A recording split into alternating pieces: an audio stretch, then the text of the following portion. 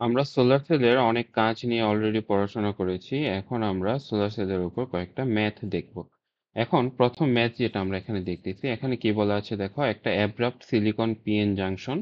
তাহলে পিএন জাংশনের আমরা যদি একটু চিত্রটা ড্র করি, পিএন জাংশন মানে কি জিনিস, একটা জেনারেলি যদি জাস্ট এভাবে চিন্তা করতে চাই, এটা হচ্ছে আমার সোলার সেল, এটা হচ্ছে ধরো এন, এটা হচ্ছে ধরো তোমার পি।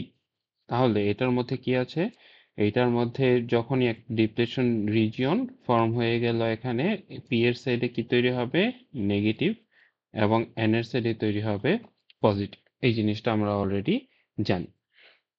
সেই সাথে আমরা যদি এটার ডায়াগ্রামটা দেখতে চাই, আমরা এটাও ভেন ডায়াগ্রামটাও ড্র করতে পারবো, এরকম আসবে, তারপরে এটা এরকম আসবে। এবং আমরা টিপিক্যালি আমাদের সোলার সেলগুলোর জন্য পিটাকে বলতাম হচ্ছে বেস আর এনটাকে বলতাম ইলেকট্রন। তাহলে এই বরাবর যদি আমি আমাদের ডিপ্লেশন রিজিয়নটা ড্র করি, এটা ছিল আমাদের ডিপ্লেশন রিজিয়ন। তারপরে আমরা কি বলতেছি, যে এখানে একটা সানলাইট পড়তেছে, যে সানলাইটের ইন্টেন্সিটিটা হচ্ছে ইউনিফর্ম থ্রু আউট, এবং ওইটাকে কি বলতেছে, অপটিক্যাল জেনারেশন রেট হচ্ছে 5 × 10⁻¹৯ কুল per centimetre cube per second. এটা দিয়ে কি বুঝাইলো দেখো, পার সেকেন্ড মানে 1 সেকেন্ডে জেনারেটেড হচ্ছে কতটুকু জায়গার মধ্যে, পার কিউবিক সেন্টিমিটারে। তার মানে পার কিউবিক সেন্টিমিটারে পার সেকেন্ডে এতগুলো ইএইচপি জেনারেট হচ্ছে। তাহলে দেখো তো, এই ইএইচপি জেনারেশন জিনিসটা আসলে কি, এই জায়গাতে আমার হোল তৈরি হইলো, এবং এখানে কি একটা ইলেকট্রন তৈরি হইলো, কারণ এখান থেকে একটা ইলেকট্রন এখানে চলে গেছে।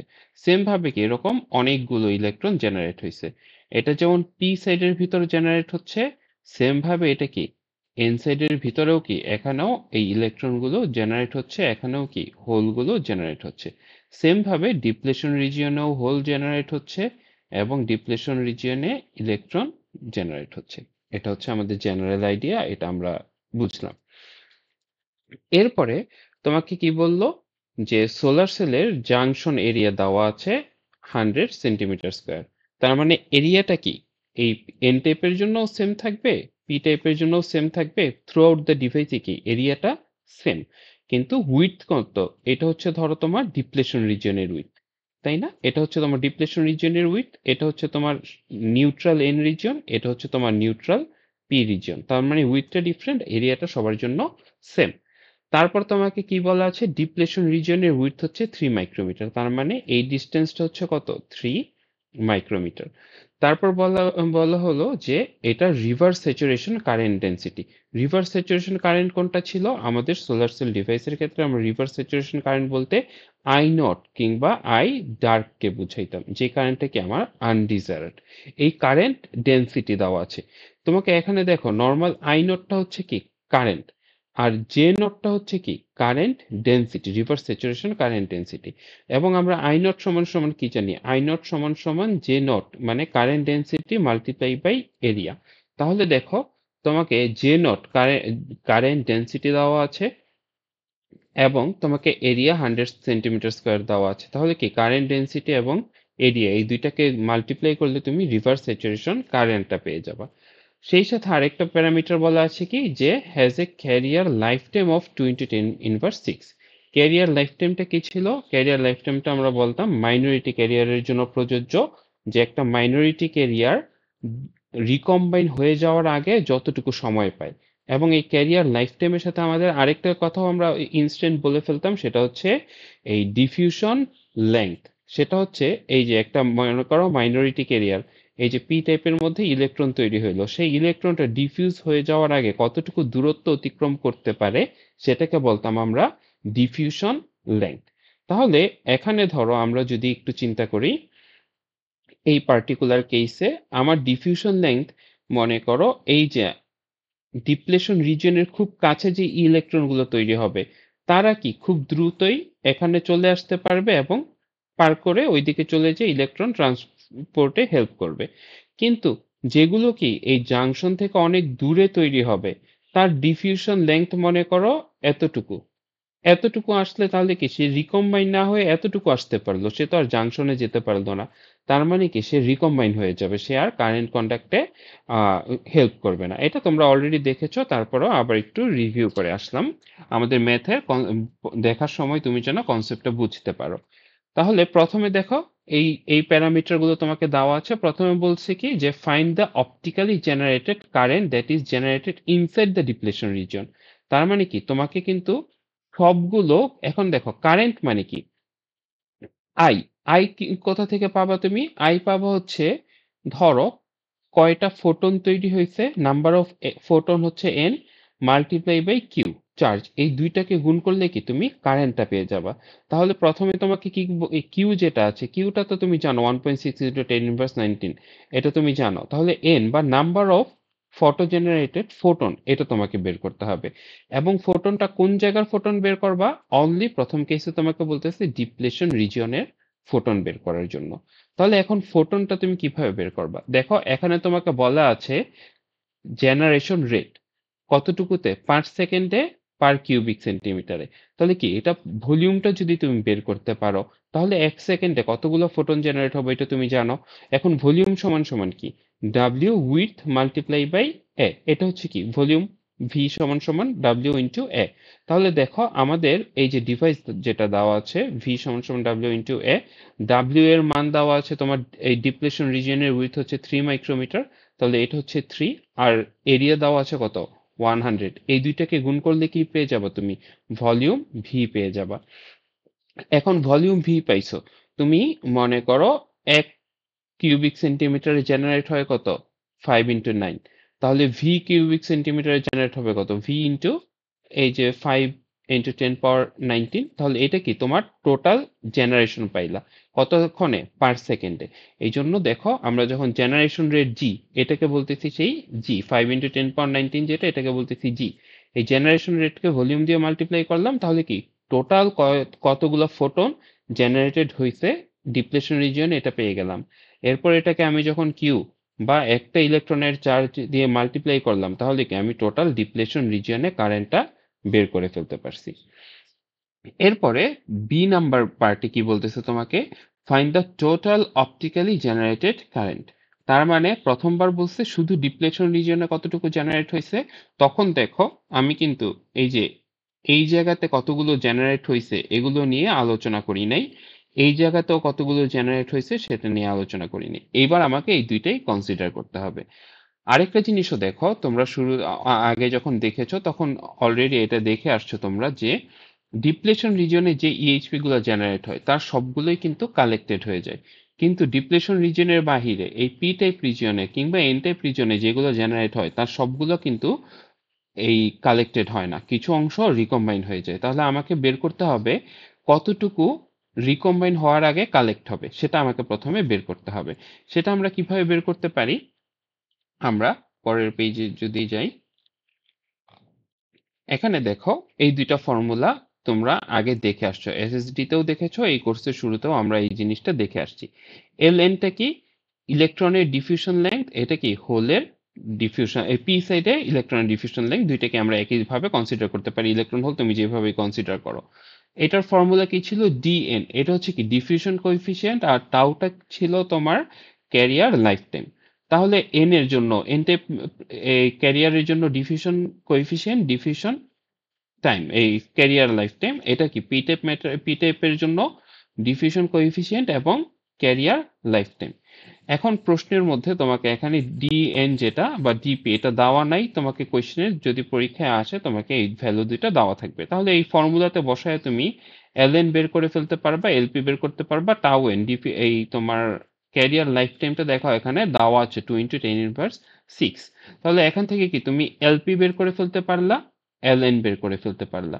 তাহলে দেখো আমরা এটা তাহলে কি বের করলাম, এটা থেকে আসলে এই জিনিসটা আমরা বুঝতে পারছি। ধরো আমি যদি, সরি, আমি যদি এখানে একটু আবার বড় করে এঁকে দেখাই।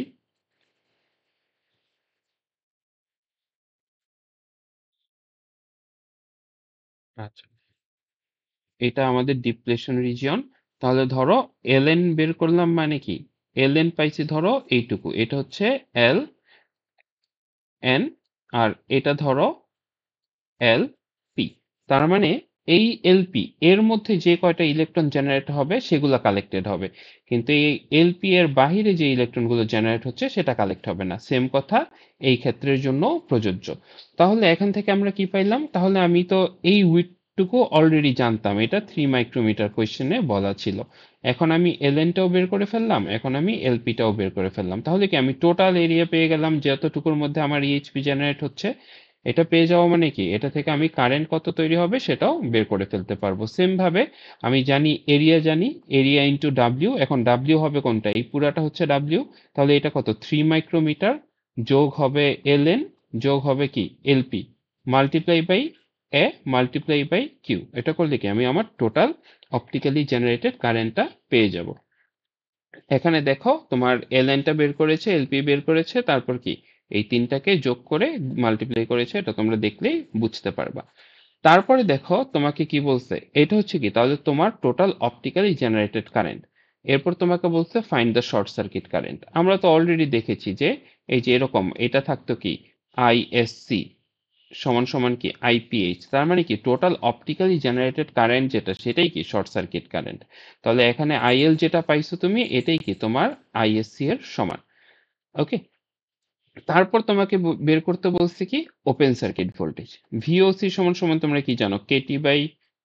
সরি কেটি বাই কিউ লন I naught by IL divided by আইএলটা হচ্ছে লাইট কারেন্ট বা photo current I naught plus one. এই ওয়ানটা ছাড়াও কিছু ক্ষেত্রে আমরা দেখেছি।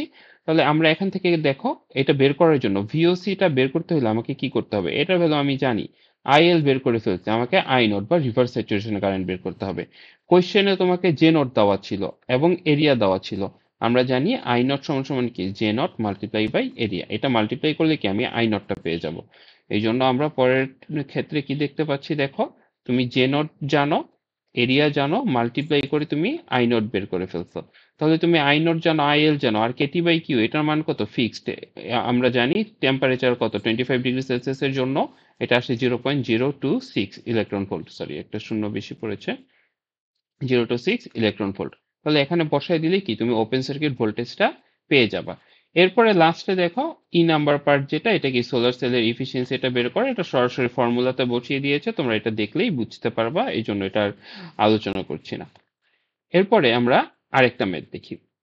এই ম্যাথটার মধ্যে আমাদের কি কি দেখতে হবে?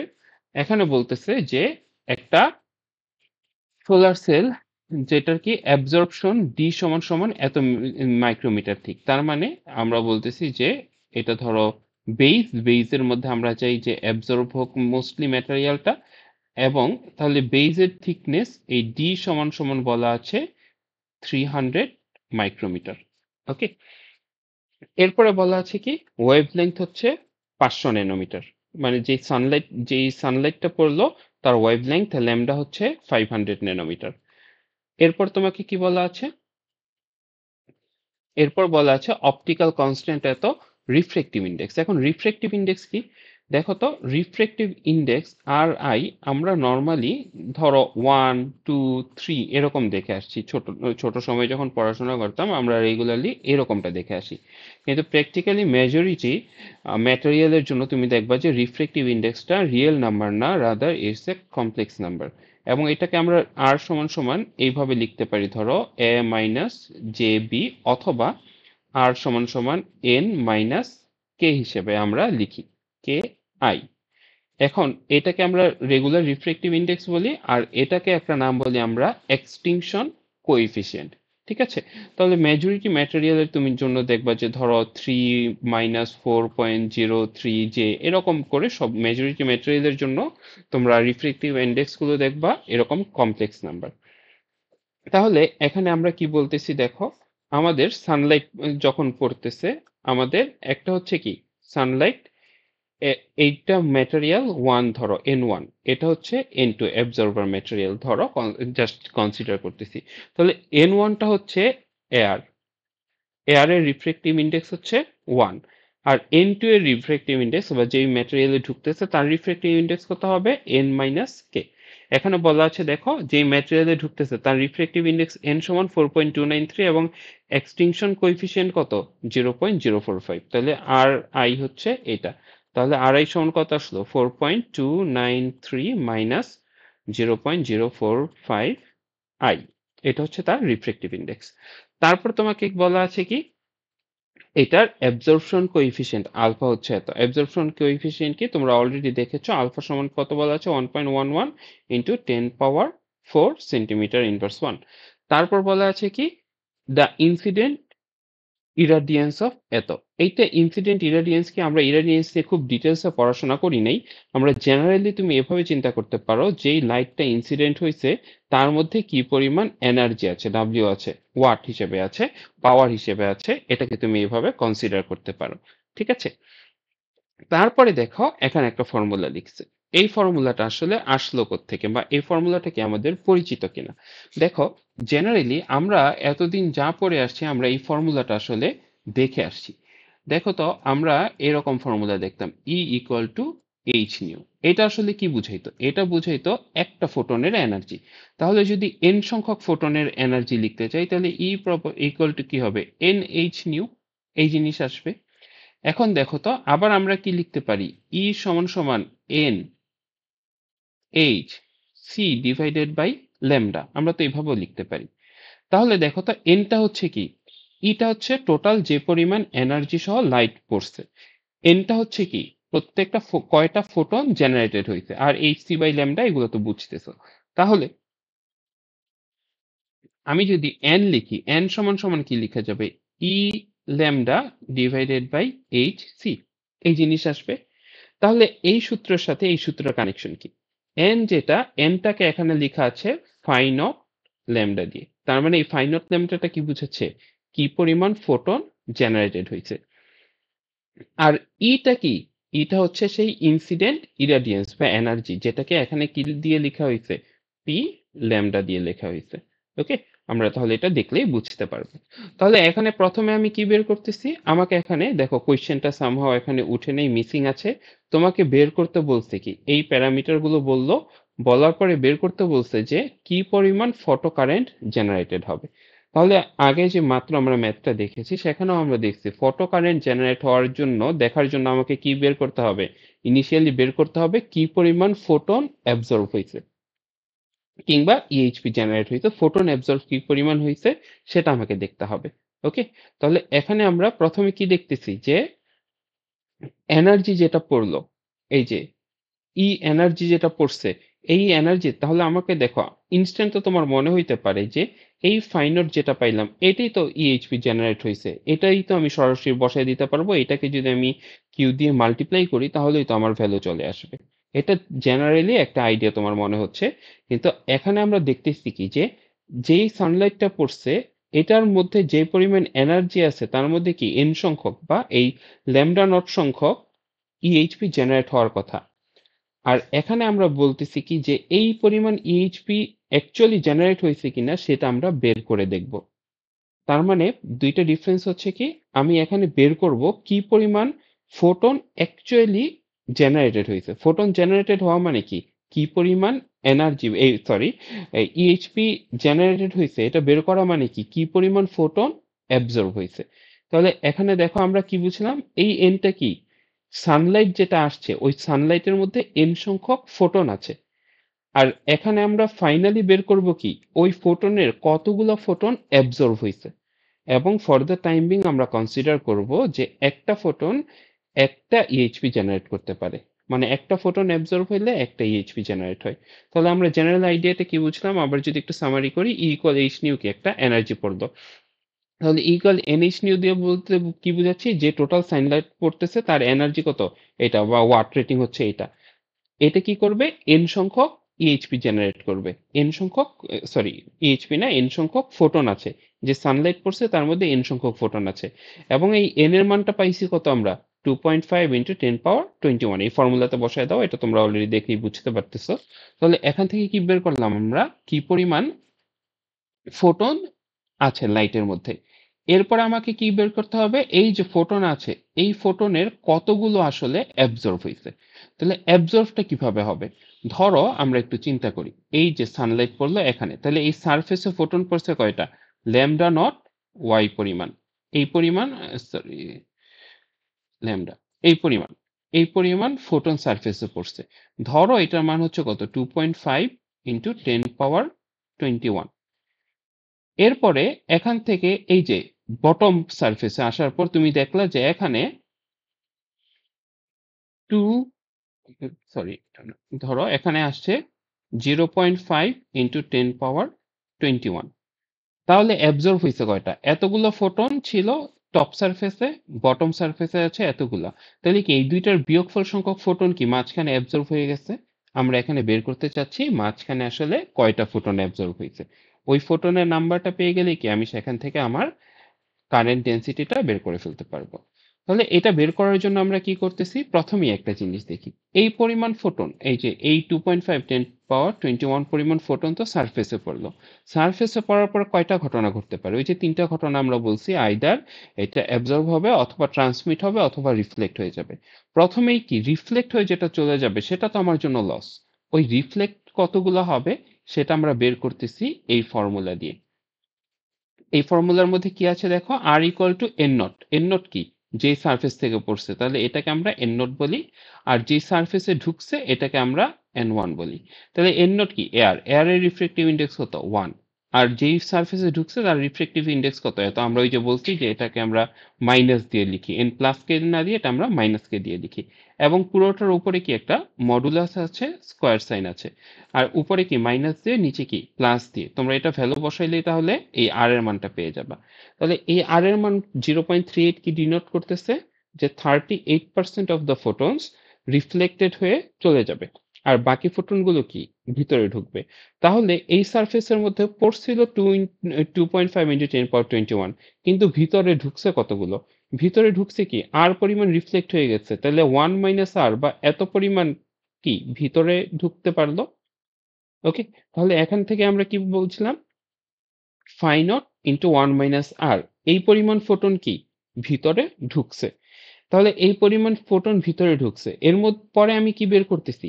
এই যে বটম সারফেস, এই বটম সারফেসে কি পরিমাণ ফোটন আসছে এটা বের করার ওয়ে কি? বের করার ওয়ে হচ্ছে ফাই ওয়ান বললাম, ফাই ওয়ান ল্যামডাটা কি? ফাই ওয়ান ল্যামডা সমান সমান ধরো phi naught lambda into 1 minus R. এটা মানে কি তাহলে? কি পরিমাণ ফোটন ঢুকতেছে, আর এই বটম সারফেসে কি পরিমাণ ফোটন এসে পৌঁছাবে এটা বের করতে পারবো কি? Phi one into lambda multiply by E power minus alpha D. এখানে আলফাটা হচ্ছে কি তোমার অ্যাবজর্পশন কোএফিসিয়েন্ট, আর ডি যেটা আছে এই ডিটা হচ্ছে তোমার থিকনেস, আমার ডিভাইসের থিকনেস। এই ডিটা হচ্ছে থিকনেস। তাহলে এখান থেকে যদি আমরা এটা বের করি,